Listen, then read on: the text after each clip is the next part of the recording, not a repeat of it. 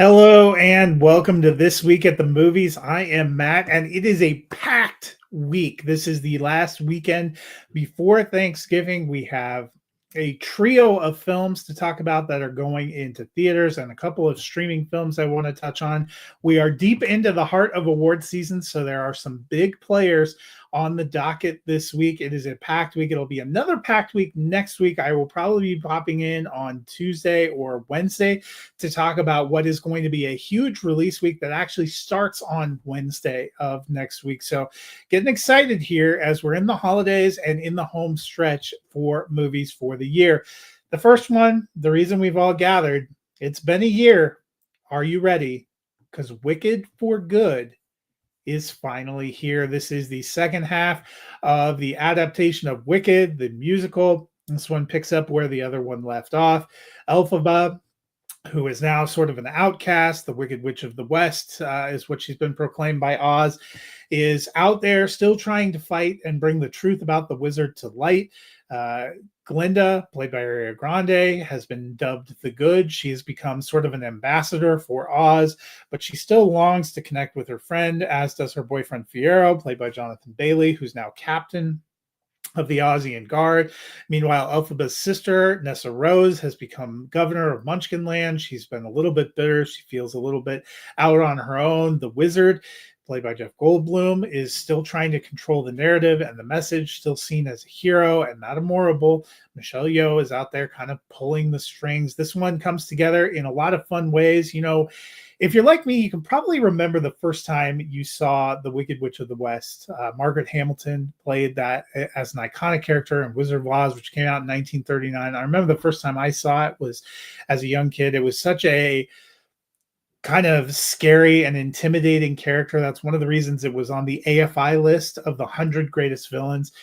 But if you're like Gregory Maguire, who wrote the novel Wicked and the series of books about this, you probably always wondered, well, what happened? What created the Wicked Witch of the West? And is the story really what you imagined? This has always been kind of a reimagined Oz. There are the characters that we kind of know and love, but different kind of backstories woven in here. This one ends up being an origin story for the Scarecrow, the Tin Man, and the Cowardly Lion, as befits that stage play. Dorothy is introduced here, though you don't really see her that much on screen. But this has incredible production values. Just like the first one, there is great song. There are a couple of original songs thrown into the classic songs from the movie musical. John M. Chu has done a nice job guiding this all the way through. This feels like an epic conclusion. It doesn't quite reach the heights of the first film for me, but I still enjoyed this a heck of a lot. I'm giving it a solid thumbs up. If you are a fan of the first film, if you are a fan of musicals, if you are a fan of a big screen spectacle, this is something to check out. And this is one that probably a lot of people in your family are going to be wanting to go to. If you need a couple of hours to just go and sink into something else with all of your extended family in for the holidays, this is a great thing to go see on a giant screen in the theaters. It is well worth the trip. So Wicked for Good. Thumbs up. Again, I didn't love it as much as the first one, but I thought it was a very satisfying second act. A movie I love a lot that is finally getting a wider release this week is Joachim Trier's Sentimental Value. This one had a limited release at the beginning of November. It is expanding to more theaters this weekend, so hopefully more people will have a chance to see this film. It is a portrait of a family, particularly a father, played by Stellan Skarsgård, who is a famous director, but was a little bit aloof as a father, and his two daughters, Nora Borg and Agnes Borg. Nora, played by Renate Reinsve. She gives still what is my favorite lead female performance of the year. She is incredible. The actress that played her sister is incredible too. Has a Norwegian name that I know I'm never going to be able to pronounce. Elle Fanning's in here as Rachel Kemp, a famous American actress who gets cast in Stellan Skarsgård's latest movie, but he really wanted his daughter Nora to play it, and it brings up a lot of family drama and a lot of memories. You get a lot of sense of it from the trailer, but I don't want to give too much away. Needless to say, this one had me in puddles at times. It is a beautiful movie. I hope it is a Best Picture nominee. It is so far my favorite of the international releases I've seen. I've seen quite a few. I think it is going to be a huge player there. I think it is going to be a huge player in a lot of categories. This one is 2 thumbs up for me. I got to figure out where the background is. 2 thumbs up for me. It is one of my favorite films of the year. It was just a treasure. Renato Renzi, an incredible performance, a great layered story delivered by Joachim Trier. I thought Stellan Skarsgård was great as her father too. There are some very beautiful and emotional scenes. This is a different way to go if you're looking for some kind of family film during this family time of year. Maybe if you want to sneak off by yourself, maybe the holidays or the thoughts of family are not as comforting to you. Maybe it's a little troubling to you. This is a great kind of movie to sink into and to really just lose yourself with. And I thought it was simply beautiful. But let's say you don't have time to get out to the theater. Can you still find that beauty at home? Well, you certainly can. And that is courtesy of Netflix, which released Train Dreams today. This is a beautiful and a haunting film. It had a limited release a little earlier this month, but now streaming wide on Netflix. It comes from director Clint Bentley, who wrote the script with Greg Queter. These guys combined to write the script for Sing Sing, a movie that I thought was emotional and powerful and beautiful that came out last year starring Coleman Domingo. This one stars Joel Edgerton. It's at the start of the 20th century, which is the early 1900s. He is a logger who spends long time working in remote places away from his family, but he longs to be home with his wife and his new daughter. Felicity Jones plays his wife. There is a great cast that comes and goes in this. This is a very methodical, very meditative film, a very beautiful film. It has a story arc that at times is quite sad. It's based on the Dennis Johnson novella.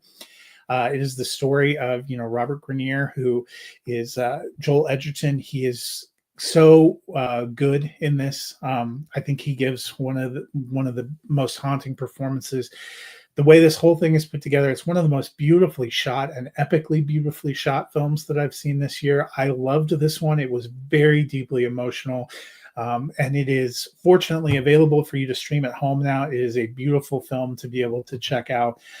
There are so many great films that have released this week. I'm giving this one a solid thumbs up as well. This one has moved up into my top 10 for the year, just one that I really enjoyed.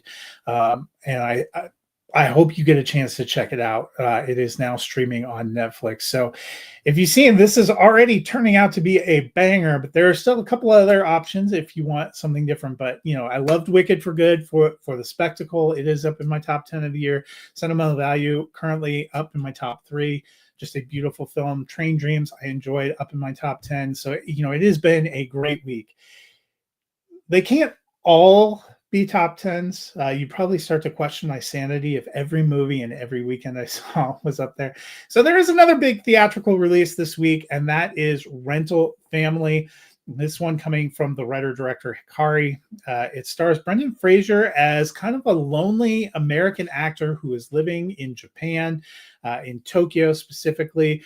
He's struggling to land parts, but then he gets tapped for an unusual gig working for a company called Rental Family Agency, where they hire actors to play stand-in roles for strangers, maybe lost family members, maybe pretending to be a significant other to help people out of a jam, pretending to be a lost father, maybe connecting. And it ends up opening this whole other door and helping a guy who is struggling, who is lonely, to find a place of belonging and purpose. That is a beautiful idea, a beautiful sentiment.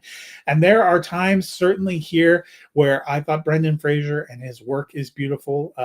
He is a very gifted actor, and there are some great sequences and there are some beautifully shot sequences in here, but it doesn't all quite come together for me. At times it feels just a little disjointed. I wanted to like it more than I did. I thought it was fine.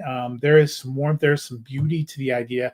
I'm kind of giving this one a thumbs neutral. I don't know that this is a film that I would make a special point to go see in theaters with some of the other options that are out there. I think it is a fun film to check out. It has some emotional beats. If you are a fan of Brendan Fraser, I think he does a wonderful job anchoring this film. It just didn't quite achieve the heights of some of the other films to me. I liked it, but I didn't love it. And that's certainly true of the last film I'm going to touch on, which is another streaming option. Apple TV has released The Family Plan 2. This is a follow up to the 2023 film, The Family Plan, which starred Mark Wahlberg as a husband and father. It turns out he was once a pretty renowned assassin.